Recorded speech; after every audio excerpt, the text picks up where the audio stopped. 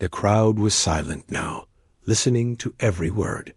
"You don't need a god," Ryan continued. "You never did. You just needed to remember that you're worthy of better treatment. You just needed someone to show you that the old rules could be broken." He held up the empty cup. "I broke your most important rule by surviving this poison. But you can break rules too. You can break the rule that says some people are worth more than others. You can break the rule that says things never change." Slowly, one by one, Zephyrians throughout the crowd began to stand up.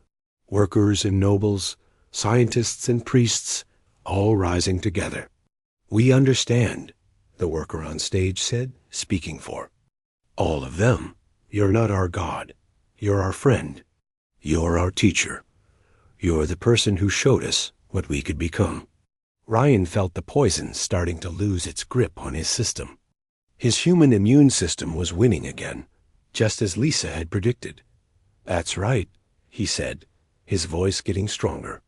"I'm your friend, and friends help each other build better worlds." Empress Nixara stepped forward with the signed constitution. "Then let's build one together," she declared. The crowd erupted in cheers, but this time they weren't chanting Ryan's name as a god. They were chanting words like freedom and equality and change.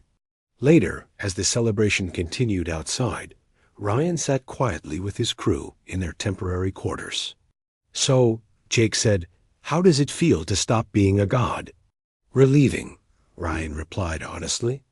"Being worshipped is exhausting." "But you did something amazing," Lisa pointed out. "You helped an entire civilization change for the better."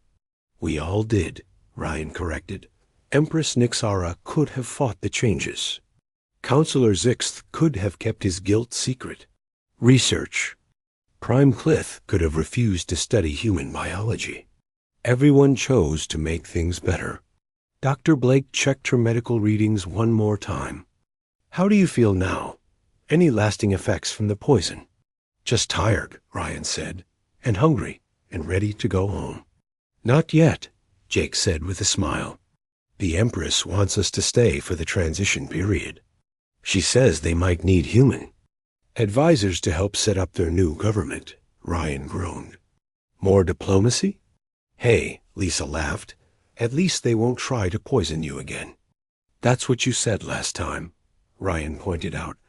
Outside their window, they could see Zephyrians of all castes working together to build the framework of their new society. Former nobles were learning to listen to former workers. Former workers were learning to participate in decisions that affected everyone. "You know," Ryan said thoughtfully, "maybe it was worth it. Getting accidentally poisoned, I mean." "Why?" Jake asked. "Because sometimes the best changes happen by accident. Sometimes you have to survive the impossible to show others what's possible." He watched as a group of young Zephyrians painted new murals on the city walls.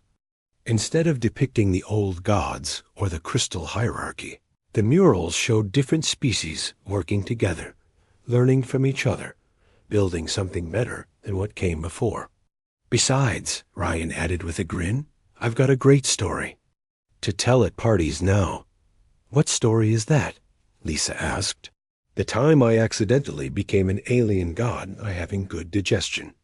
They all laughed, and outside, the sound of millions of voices continued to sing songs about hope, change, and the day a simple human diplomat proved that even the most impossible rules could be broken.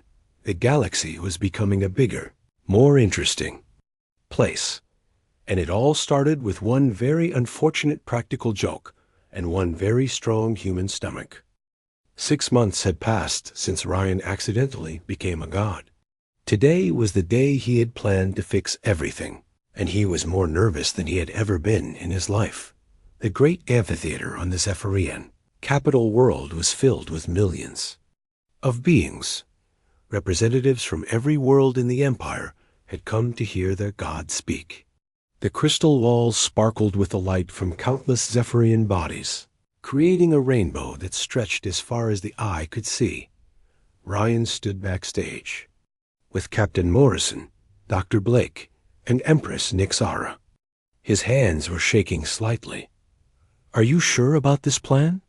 Jake asked for the 10th time. "No," Ryan admitted. "But I can't keep being a god. It's not fair to anyone." Lisa checked her medical equipment one more time. "Everything is ready. On my end, the antidote should protect you from any serious effects." "Should?" Ryan asked. "Will," Lisa corrected with more confidence than she felt. "It will protect you." Empress Nixara approached in her formal robes. Over the past months, she had become an unlikely ally. Her empire was changing rapidly, and she had chosen to guide that change rather than fight it. "The new constitution is ready," she said, holding up a crystal tablet. "Equal rights for all castes, elected representation, and protection for individual freedoms, just as you suggested." "I still can't believe you're actually doing this," Ryan said. "Neither can I," the Empress replied with a smile. "But you were right about one thing. The old ways weren't working for most of my people." A young Zephyrian aide approached nervously. "Your Majesty, the crowd is getting restless. They want to see him." Ryan took a deep breath. "Okay, let's do this." They walked out onto the stage together. The roar from the crowd was overwhelming. Millions of voices calling his name, praising him, thanking him for bringing hope to their lives. Ryan stepped up to the speaking platform. Crystal microphones would carry his voice to every corner of the amphitheater and broadcast it to every world in the Empire. "My friends," he began, and the crowd immediately fell silent. "I have something important to tell you." He paused, looking out at all the expectant faces. Workers who had gained new rights because of him. Scientists who had discovered new possibilities because of him. Religious leaders who had found new meaning because of him. 6 months ago, I drank something that should have killed me. You called it a miracle. You called me a god. But I want to tell you the truth about what really happened. Ryan reached into his pocket and pulled out a familiar crystal cup. The crowd gasped as they recognized it. "This cup contains Mortis essence," he announced. "The same poison I drank before. Today, I'm going to drink it again." The gasp became a roar of protest. "No," people shouted. "Don't risk yourself. We believe in you already." Ryan raised his hand for silence. "I'm not doing this to prove I'm a god," he said. "I'm doing this to prove I'm not one." He lifted the cup toward his lips, but before he could drink, something unexpected happened. A Zephyrian worker jumped onto the stage. "Wait," the worker called. "Out. If you're not a god, then what are you?" Ryan lowered the cup. "I'm just a person," he said. "A person from a world that was very hard to live on. My people had to become strong and tough just to survive. That's why I could survive your poison. Not because I'm divine, but because I'm human." "But humans are still special," the worker said. "You're still different from us." "Yes," Ryan agreed, "and you're different from humans. Every species is special in its own way, but that doesn't mean some are better than others." He turned to address the entire crowd. "You don't need a god to tell you that you deserve equal treatment. You don't need divine permission to demand justice. You are worthy of respect and dignity just because you exist." Many in the crowd were crying now. Others were nodding in agreement. Some still looked confused. "But what if you die?" A voice called out from the audience. "What if the poison kills you this time?" Ryan smiled sadly. "Then you'll know for certain that I was never a god. And you'll also know that the changes we've made together are strong enough to survive without me." He lifted the cup again. "The new constitution that Empress Nixara is about to sign doesn't depend on my divine status. It depends on the truth that all beings deserve freedom and dignity." "Wait," Empress Nixara stepped forward. "Before you do this, I want to say something." She turned to face the crowd. 6 months ago, I ruled an empire based on the belief that some people were naturally better than others. That belief was wrong. This human taught me that strength comes not from what you are, but from what you choose to do. She held up the crystal tablet containing the new constitution. Today I sign this document not because a god commands it, but because it is right. The crowd watched in amazement as their empress formally signed away much of her own power, creating a new government where all Zephyrians would have a voice. Now, she said to Ryan, if you still feel you must drink that poison to prove your point, then do it.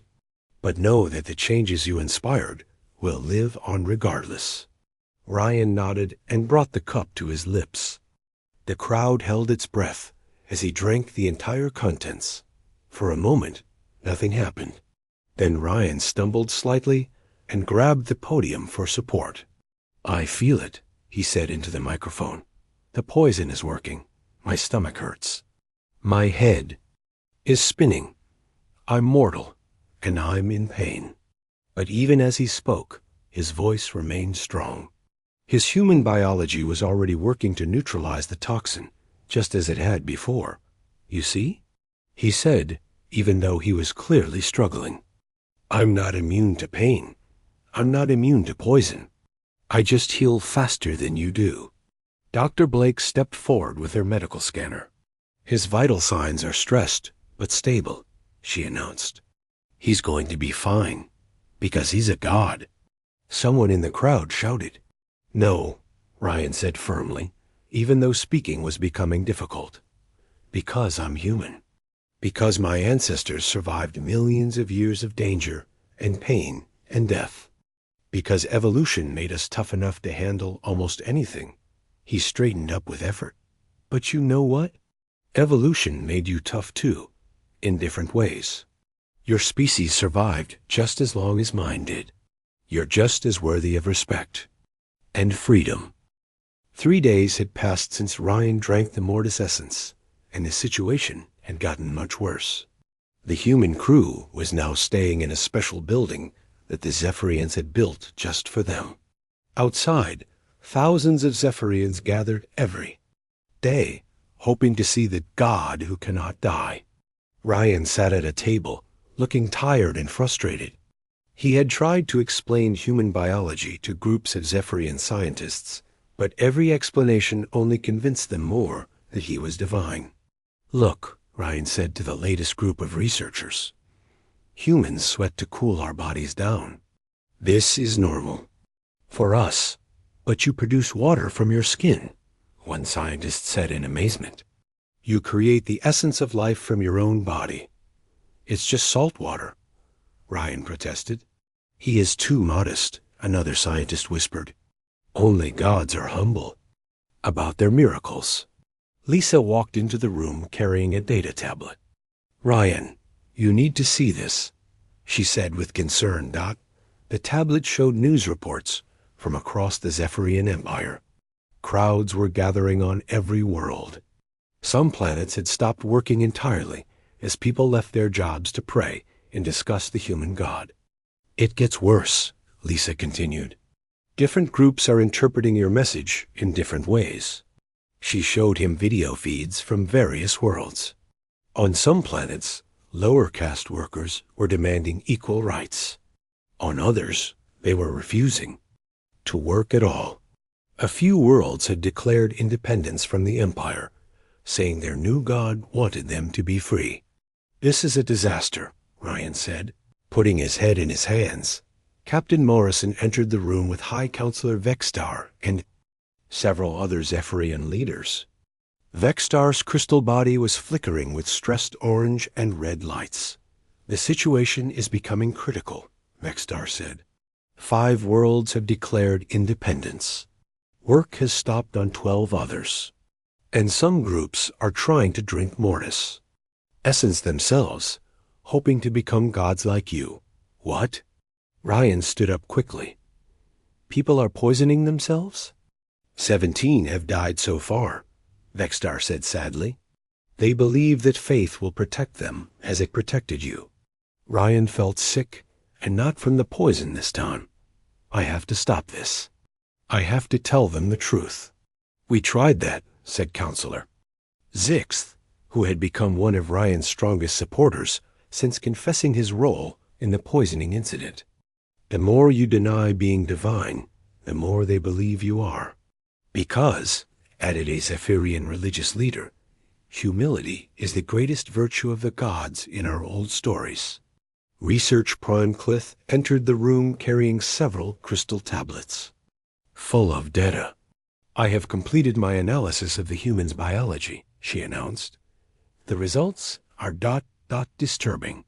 Disturbing how? Lisa asked.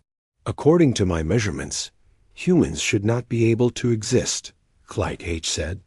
Your pain tolerance is beyond our understanding. Your healing rate defies our medical knowledge.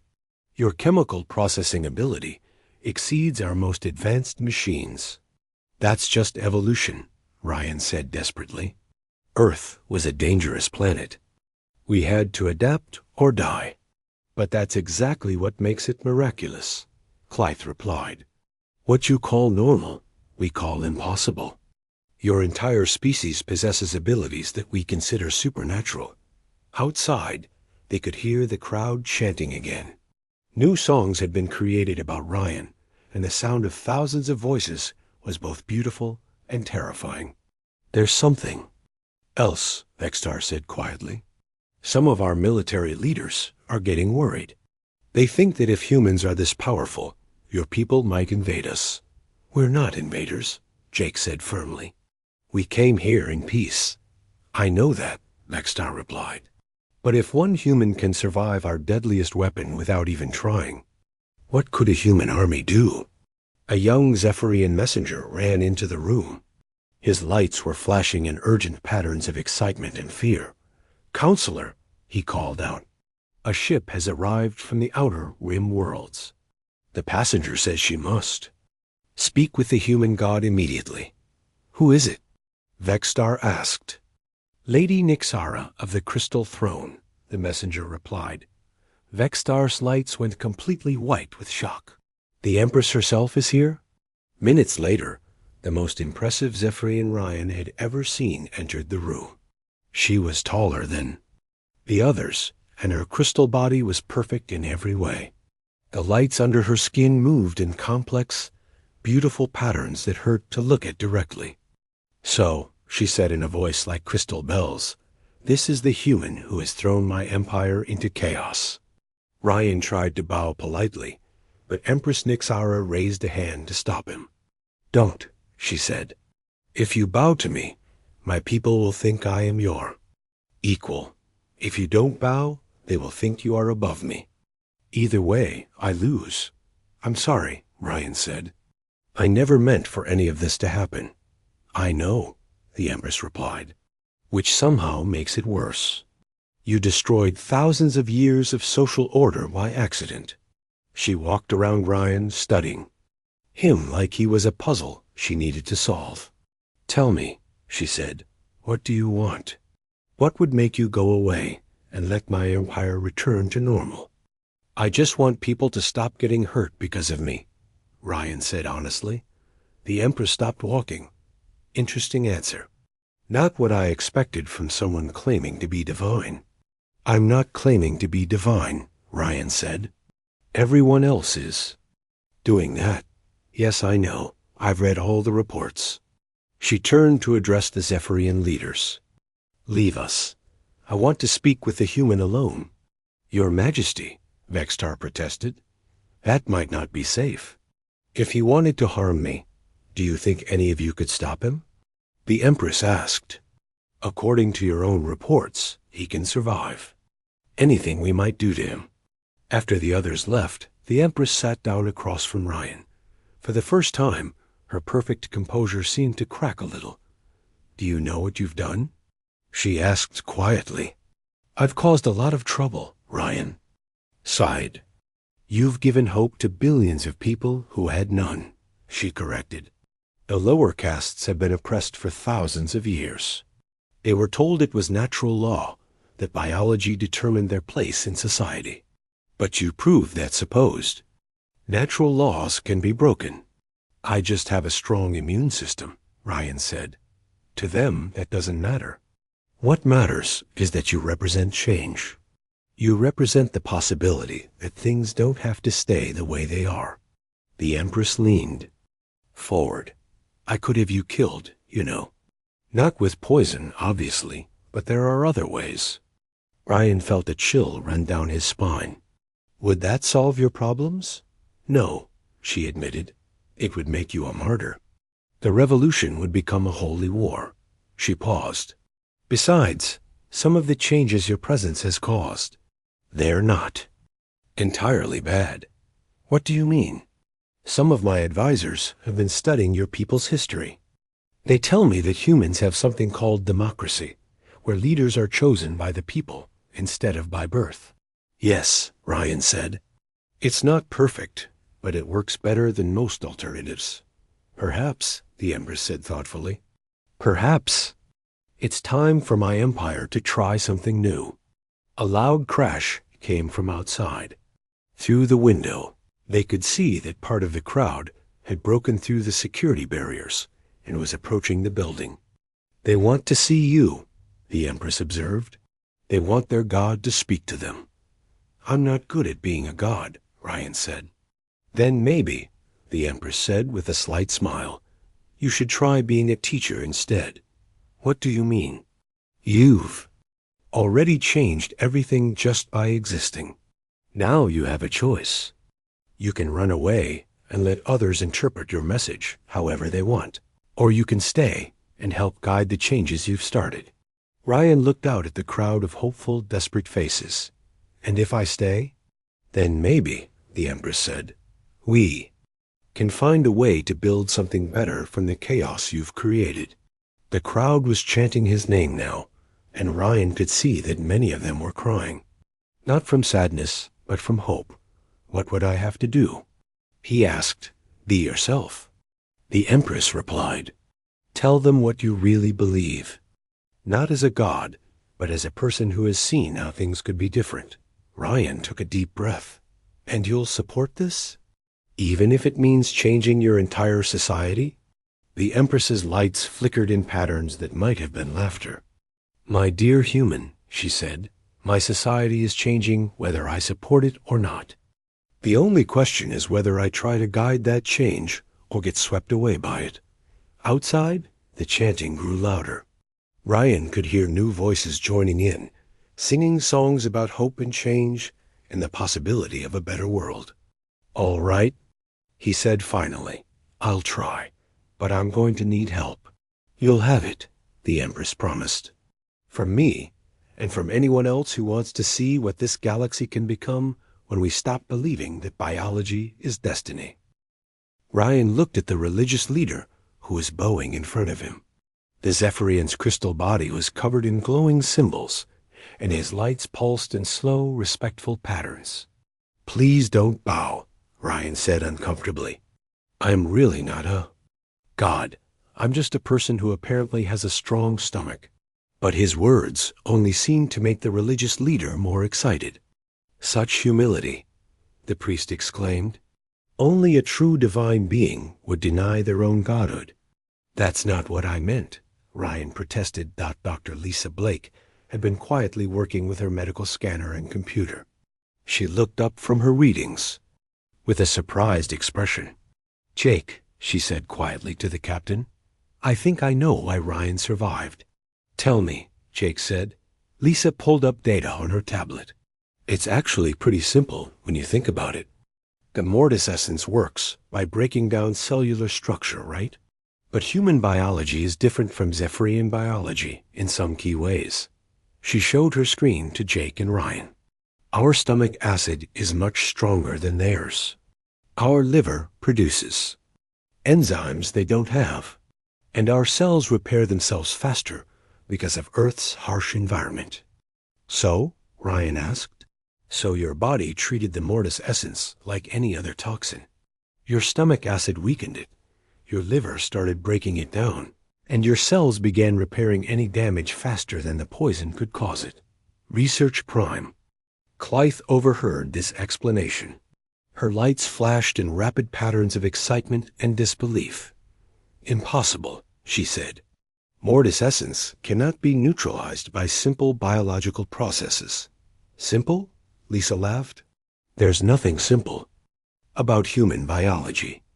We evolved on a planet that tried to kill us every day for millions of years. Our bodies learned to survive things that would destroy most other life forms. Meanwhile, the crowd outside had grown even larger.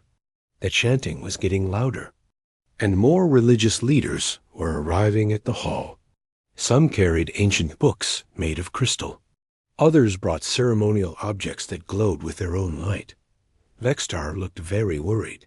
"This is becoming a serious problem," he said to Jake. "If our people truly believe your diplomat is a god, it could change our entire society." "How?" Jake asked. "Our culture is based on the idea that biology determines everything," Vextar explained. "The strong rule the weak. The advanced control the primitive. But if a supposedly primitive human can do what our gods were said to do ... then your whole social system falls apart," Ryan finished. "Exactly." A new group of Zephyrians entered the hall. These were dressed differently from the others. Their crystal bodies were darker, and their lights moved in angry red patterns. "Who are they?" Lisa asked. "Lower caste workers," Sixth explained quietly. "They are not supposed to be here." The leader of the worker group approached Ryan boldly. Unlike the religious leaders, he did not bow. Instead, he looked directly at Ryan with bright, hopeful lights flashing under his skin. "Is it true?" the worker asked. "Did you really survive Mortis essence?" "Yes," Ryan said, "but I'm not what you think I am." "You don't understand," the worker said excitedly. "For generations, we have been told that we are weak because our biology is inferior. The upper castes say they deserve to rule because they are naturally better than us." "But if you can survive what killed the old gods," another worker added, "then maybe biology doesn't determine worth after all." Ryan began to understand the bigger problem. "Your society is divided by biological differences?" "Yes," the worker leader said. "Those with stronger crystal bodies rule over those with weaker ones. Those with brighter lights get better jobs than those with dimmer ones. We are told this is natural law. But natural law just got broken," Ryan said quietly. The workers' lights flashed brighter than Ryan had ever seen. "Exactly. You proved that the supposedly impossible is possible. You showed that the rules can be changed." Vextar stepped forward, his lights showing clear alarm. "You must not fill their heads with dangerous ideas," he said to Ryan. "Our system has worked for thousands of years." "Has it?" Ryan asked. "For who?" Before Vextar could answer, commotion erupted outside. Through the windows, they could see Zephyrian security forces trying to control the growing crowd. But instead of dispersing, more and more people kept arriving. "Reports are coming in from across the Empire," a messenger announced as he rushed into the hall. "The news has spread to every world. Millions of Zephyrians are talking about the human god." "This is getting out of hand," Jake said. "Ryan, we need to get you back to the ship." But as they tried to leave, the religious leaders blocked their path. "Please," the head priest begged. "You cannot leave now. Our people need to see you. They need to witness the miracle." "What miracle?" Ryan asked, still feeling sick from the poison in his system. "Don't you see?" the priest said. "You have proven that the old stories are true. The legends say that when the gods return, they will bring change to our world. They will lift up the lowly and humble the proud." Ryan looked around the hall. The upper caste Zephyrians looked frightened and angry. The workers looked hopeful and excited. The religious leaders looked amazed and confused. "I never wanted to change anything," Ryan said. "I just wanted to be polite and drink what you offered me." "But you did change things," the worker leader said. "Just by surviving, you changed everything." Research Prime Clith approached with her scanning device again. "Please," she said to Ryan, "let me study you more. If I can understand how you survived, maybe I can help others understand that this was science, not magic." Ryan agreed, and Clith ran more detailed scans. As she worked, her lights grew brighter and more excited. "Amazing," she muttered. "His cellular repair rate is 10 times faster than ours. His chemical processing ability is incredible, and his pain tolerance." She looked up at Ryan with wonder. "How do you function with all this biological activity happening at once?" "I don't." "No," Ryan said. "I just do. This is what millions of years of evolution on a hostile world produces," Lisa added. "Humans had to become incredibly tough just to survive. But the Zephyrians were interpreting the data differently. He processes toxins that would kill gods," one religious leader said in awe. "He repairs damage faster than our most advanced medical technology," said another. "He endures pain that would drive us insane," added a third. "These are not the abilities of a mortal being," the head priest declared. "These are divine powers." "No," Ryan said firmly. "These are just human abilities. Every person on my world can do these things." This statement caused an even bigger reaction. Several Zephyrians fell to their knees. Others backed away in fear. "A whole world of gods," someone whispered. "An entire species with divine powers," said another. Ryan felt a headache coming on. "This is not going the way I planned." Captain Morrison had been quiet, but now he stepped forward. "High Counselor Vextar," he said formally, "we need to discuss this situation privately. The safety of both our peoples may depend on it." Vextar nodded. "Yes, perhaps we should move to a more secure location." But as they prepared to leave, the worker leader spoke up again. "Please," he said to Ryan, "before you go, tell us one thing. Do you believe that all beings deserve to be treated equally, regardless of their biology?" Ryan looked around the room. He saw the hope in the workers' eyes, the fear in the upper caste's faces, and the confusion in everyone else. "Yes," he said. "Simply, I do believe that." The workers' lights exploded in brilliant patterns of joy. The upper caste's lights dimmed with worry. And the religious leaders began discussing excitedly among themselves. "He has spoken," the head priest announced. "A divine will has been revealed." "I'm really not divine," Ryan said weakly, but nobody was listening to him anymore.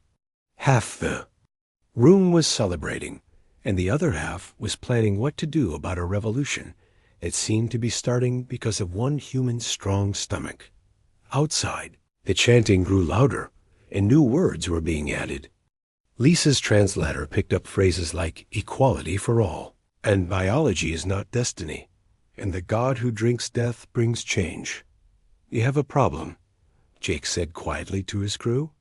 "A big problem," Ryan agreed, holding his still aching head. "But maybe," Lisa said thoughtfully, "it's not entirely a bad problem." Ryan looked at her with tired eyes. "How can you say that?" "Because," Lisa said, "sometimes change is good, even if it happens by accident." Ryan sat in his chair, confused by all the chaos around him. The Zephyrians were running around the hall, like someone had just announced the end of the world. Their crystal bodies flashed with bright lights and colors he had never seen before. "Captain," Lisa whispered to Jake, "I think we need to get out of here. Something is very wrong." But before they could move, High Counselor Vextar raised his hands for silence. The hall slowly became quiet, though many Zephyrians continued to stare at Ryan with wide, crystal eyes. "Please," Vextar said, his voice shaking, "tell us exactly how you feel. Every detail is important." Ryan thought for a moment. "Well, my throat feels a little warm. My stomach feels strange, like I ate something spicy. But I'm fine, really." A Zephyrian scientist near the front table made a sound like breaking glass. He should be dead, she said in a voice full of shock. His body should have broken down into basic elements by now. What exactly is this mortis essence? Lisa demanded. She was getting angry and scared for Ryan's safety. Counselor Zixth looked ashamed. His crystal body had turned a dark blue color. It is the most deadly substance we know. One drop can kill any living thing in seconds. It breaks down the body at the smallest level. Nothing can survive it. But I just did, Ryan said simply. Yes, Vextar whispered. You did.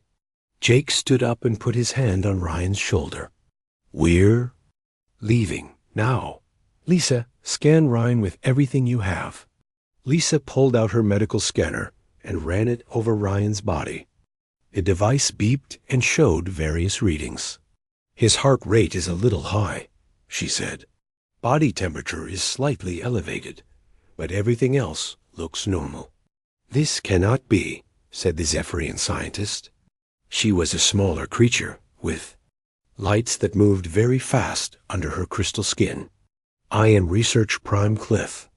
I have studied mortis essence for my entire life.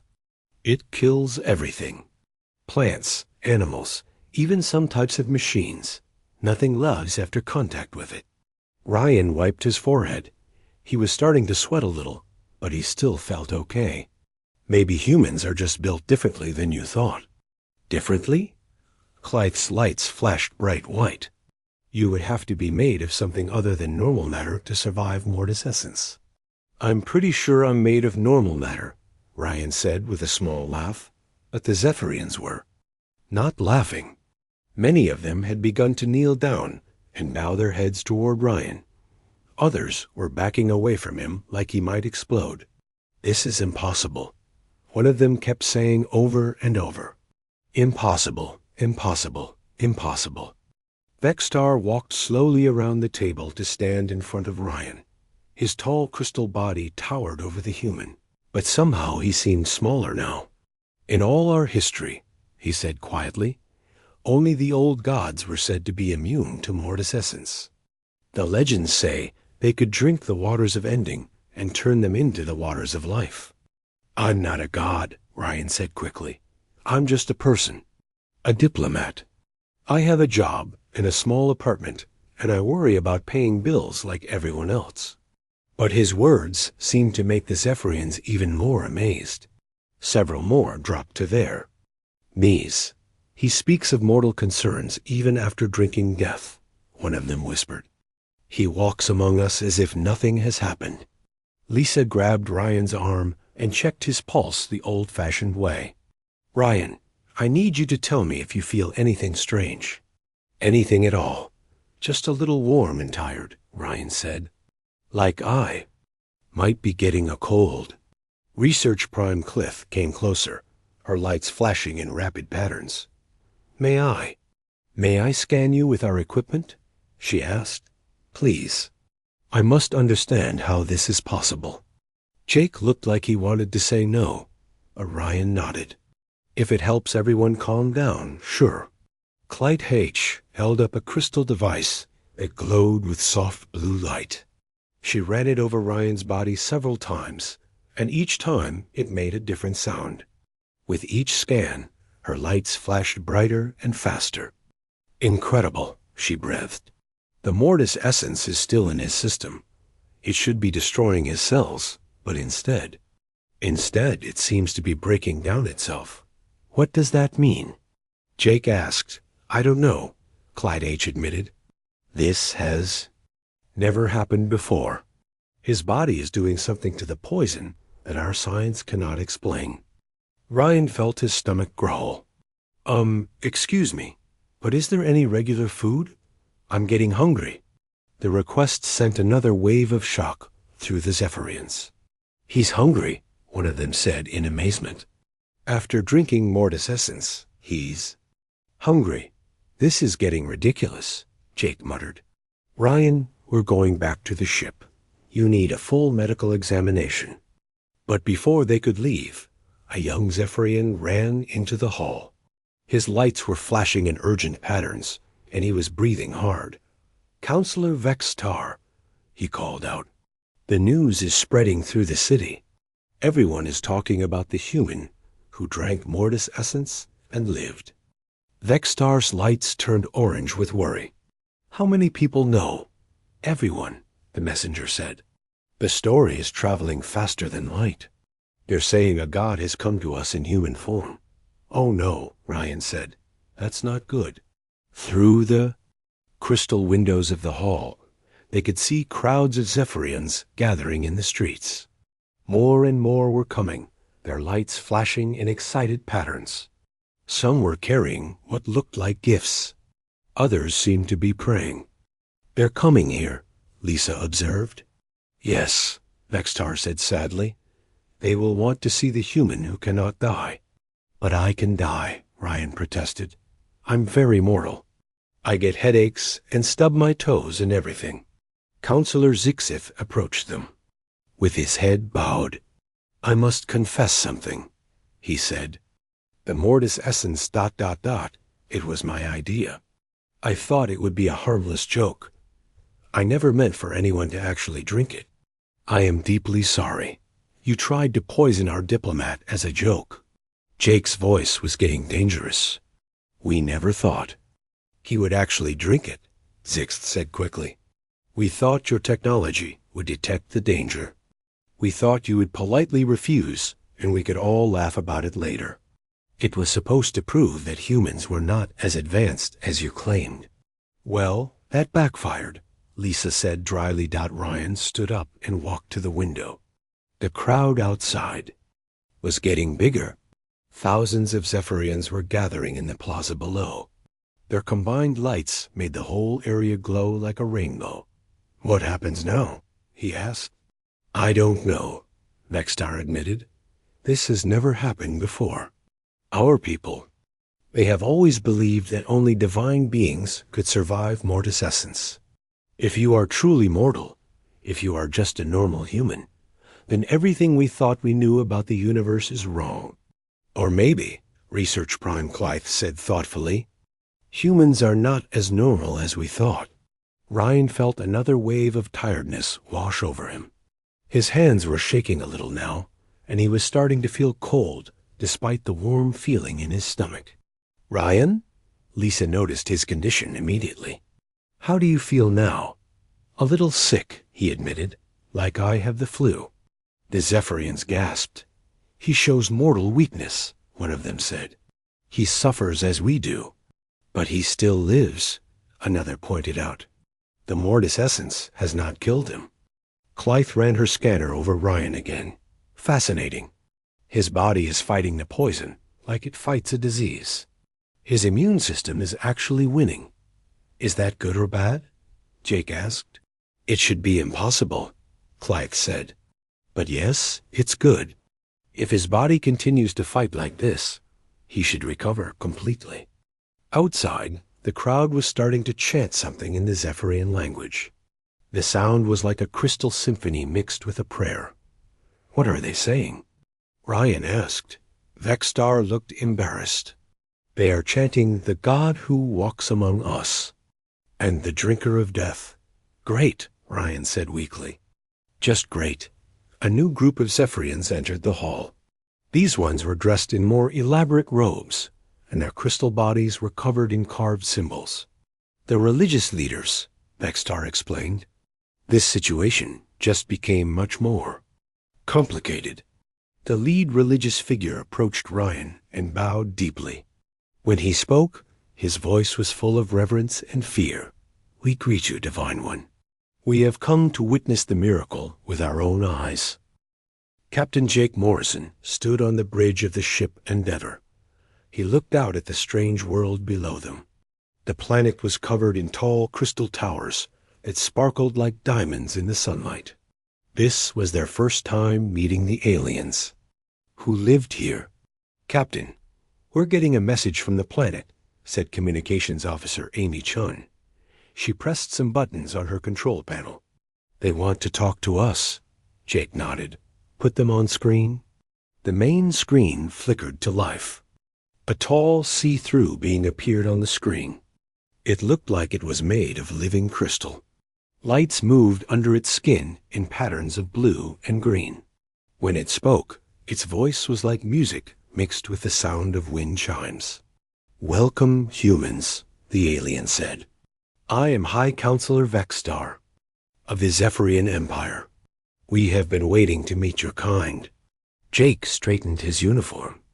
"Thank you for welcoming us. I am Captain Jake Morrison. We come in peace and hope to learn from each other." The alien's lights flickered in what might have been amusement. "Yes, we are very interested in learning about humans.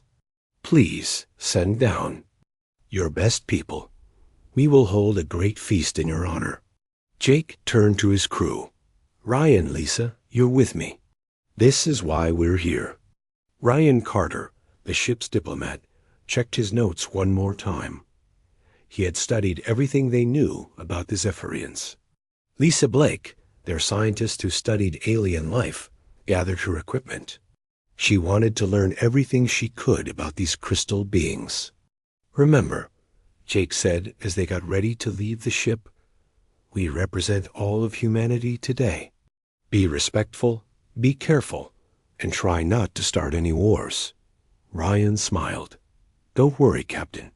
I've handled difficult negotiations before." "How hard can it be?" The shuttle took them down to the planet's surface. The city was amazing. Crystal buildings rose high into the sky, and the streets were made of smooth, glowing stone. Zephyrians moved through the streets like living rainbows. Some were tall and thin, others were shorter and wider. All of them had lights moving under their crystal skin. A group of Zephyrians met them at the landing pad. The leader was different from the others.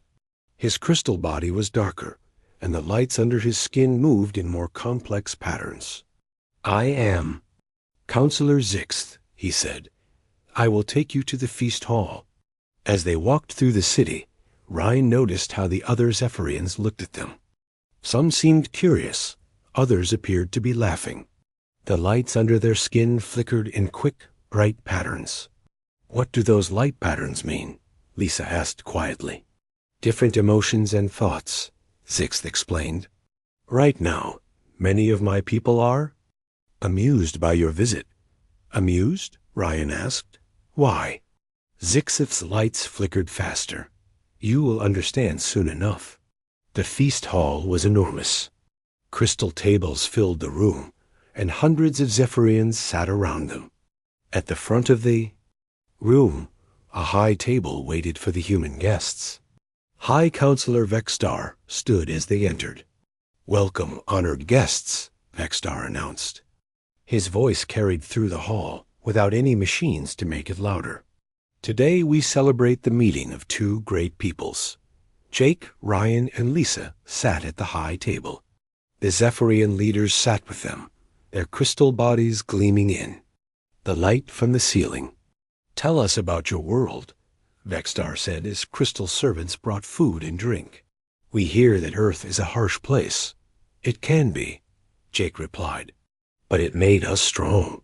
We learned to survive in many different places and situations."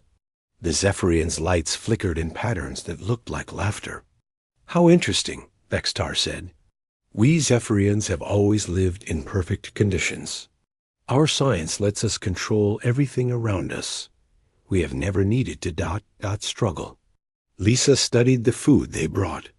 Most of it looked safe to eat, though strange. The drinks came in crystal cups of different colors. She noticed that the humans got different cups than the Zephyrians. "This is a great honor," Ryan said, trying to be polite. "Your culture is amazing. We hope to learn much from each other." Counselor Zixth leaned closer to Ryan. "There is an old tradition," he said quietly. "When important guests visit, we offer them our most special drink. It would be very rude to refuse." Ryan nodded. "Of course. I want to respect your customs." At the other end of the table, several Zephyrian leaders were having a quiet conversation. Their lights pulsed in quick, excited patterns. "Are you sure about this?" One asked. "It's just a small joke," Zixith replied. "The human will sense the danger and politely refuse. Then we can all laugh about how we almost fooled them." "But what if their sensors don't work properly?" another asked. "Impossible," Zixth said. Number. Living thing can survive mortis essence. Their primitive technology will detect it immediately. A crystal servant brought a special cup to Ryan. It was larger than the others and made of the clearest crystal. Inside was a purple liquid that seemed to glow with its own light. "This is our most treasured drink," Vexstar announced to the whole hall. "We only share it with the most honored guests." All conversation in the hall stopped. Every Zephyrian turned to watch. Their lights pulsed with excitement and anticipation. Ryan lifted the cup and looked at the purple liquid. It smelled sweet, like flowers mixed with something he couldn't identify. Lisa watched him with concern, but she didn't want to insult their hosts by asking too many questions. "To friendship between our peoples," Ryan said, raising the cup high. The Zephyrians. Lights flickered faster. Some seemed nervous now. A few were starting to change from blue and green to worried yellows and reds. Ryan brought the cup to his lips. The liquid was warm and had a strange taste, like metal mixed with honey. It burned a little as he swallowed, but he had tasted worse things during his travels to other planets. The hall became completely silent. Every Zephyrian stared at Ryan with wide crystal eyes. Their lights stopped moving entirely, as if they had all stopped breathing at the same time. Ryan finished the drink and set the cup down. "That was very good," he said with a smile. "What do you call it?" Counselor Zixith's crystal body had turned completely pale. The lights under his skin were flashing in rapid, panicked patterns. "You drank it all," he whispered. "Was I supposed to drink it differently?" Ryan asked, confused by their reaction. Vexstar stood up slowly, his tall form shaking. "How? Do you feel?" he asked in a voice that sounded scared. "Fine," Ryan replied. "A little warm, maybe. Why do you ask?" The Zephyrians began talking all at once. Their lights flashed in wild patterns of red, yellow, and orange. The sound filled the hall like a crystal windstorm. "This is impossible," one of them said. "The mortis essence should have killed him instantly," said another. "Maybe he's not really alive?" suggested a third. Jake and Lisa looked at each other with growing alarm. "What's mortis essence?" Jake demanded. Vexstar's lights had turned a deep red color. "It is. It was supposed to be a harmless test. We never thought. No one can survive mortis essence. Nothing can survive it." "You poisoned our diplomat?" Jake stood up, his hand moving toward his weapon. "No," Zixth said quickly. "It was meant to be a joke. We thought your technology would detect the poison. You were supposed to refuse it politely. We never meant for anyone to actually drink it." Ryan felt a strange sensation in his stomach, but he ignored it. "Well, I feel fine. Maybe human biology is different from what you expected." The Zephyrians stared at him as if he had just performed magic. Their lights continued to flash in patterns of amazement and fear. "This changes everything," Vexstar whispered. "If he can survive mortis essence, if a human can drink death itself and love." The feast hall erupted in chaos as the news spread. Some Zephyrians fell to their knees. Others ran from the room to spread the word. A few just stared at Ryan as if seeing a ghost. Ryan looked around at the confusion he had caused. "Did I do something wrong?" he asked.